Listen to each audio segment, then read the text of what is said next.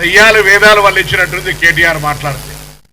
నిన్నటిదాకా నువ్వు ఆ పనిచేసి రాష్ట్ర మున్సిపల్ శాఖ మంత్రివి, కేంద్రంలో స్మార్ట్ సిటీలో చేర్చుకోలేనంత ఒత్తిడి తేలేకపోయినావు, అమృత్ పథకంలో తీర్చలేకపోయినావు, హైదరాబాద్ నగరానికి బీజేపీ పైన ఒత్తిడి తెచ్చి కేంద్రం నుంచి ఒక ప్యాకేజీ తేలేనటువంటి అసమర్థుడివి, సాక్షాత్ మున్సిపల్ శాఖ మంత్రివి, ఇలా హైదరాబాద్ గురించి మాట్లాడితే ఎట్లా?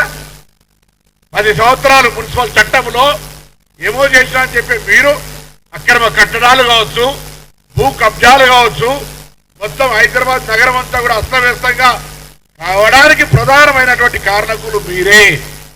ఇలా మీరు మమ్మల్ని అడిగితే దయ్యాలు వేదాలు వల్లించిందని పాపం ఏదైనా నేర్చుకొని వల్లించింది కోసం మీకు ఆ అర్హత కూడా లేదు అని చెప్తాను. ఇలా చాదరైతే కిషన్ రెడ్డి గారు తెలంగాణ బ్రాండ్ ఇమేజ్ దెబ్బతల్లడానికి తెలంగాణ మీద మాట్లాడుతూ ఉన్నాడు, హైదరాబాద్ మీద మాట్లాడుతూ ఉన్నాడు.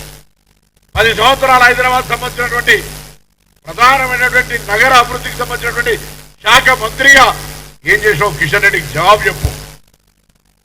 పెద్దలు గౌరవ కేంద్ర మంత్రి కిషన్ రెడ్డి గారికి గత 10 సంవత్సరాలుగా ఉన్నటువంటి మున్సిపల్ అర్బన్ మినిస్టర్ హైదరాబాద్ కేంద్రం ఏమేమి చేయలేదో చెప్పమని డిమాండ్ చేస్తా ఉన్నాం కేటీఆర్ గారిని. 6 నెలల జిహెచ్ఎస్ ఇన్ఛార్జిగా మా ముఖ్యమంత్రి గారు విశ్వాసంతో హైదరాబాద్ లాంటి స్టేట్ హెడ్ క్వార్టర్ల ఇన్ఛార్జ్ ఇచ్చిన తర్వాత అనేకమైనటువంటి కార్యక్రమాలు తీసుకుపోయే విధంగా ప్లాన్ చేస్తా ఉన్నాం. త్వరలోనే ఈ బోనాల పండుగ తర్వాత నగర బాట పేరు మీద బస్తీ తిరిగే బస్తీ బాట పేరు మీద ప్రజా సమస్యలు తెలుసుకోవడానికి ముఖ్యమంత్రి గారు ఆదేశించినారు. నేరుగా వాడలకే ప్రభుత్వాన్ని అధికారులు తీసుకొని పోతాం, క్షేత్ర స్థాయిలో కూడా ప్రజా సమస్యలు తెలుసుకుంటాం, వాళ్ళని పరిష్కరిస్తాం. ఎక్కడెక్కడే పాట్ల ఆ కార్యక్రమం రూపొందుతుంది. దాని లాంఛనంగా ముఖ్యమంత్రి గారు ఉదయం 6 గంటలకు కార్యక్రమాన్ని ప్రారంభం చేసేస్తారు. దానికి అనుగుణంగా కార్యక్రమం మొత్తం ఇక్కడ 150 డివిజన్లలో హైదరాబాద్ లో ఉన్నటువంటి 24 అసెంబ్లీలలో ఈ కార్యక్రమం కొనసాగుతుంది.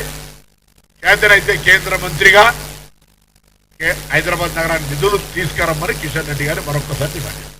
కేటీఆర్ గారు మీరు మౌనంగా 10 సంవత్సరాలుగా హైదరాబాద్కి ఏమని న్యాయం చేశారు, బీజేపీ ఏమని న్యాయం చేసింది, మీరు చేతనైతే ఏం చేశారో చెప్పే ప్రయత్నం చెప్పుకుంటున్నారు.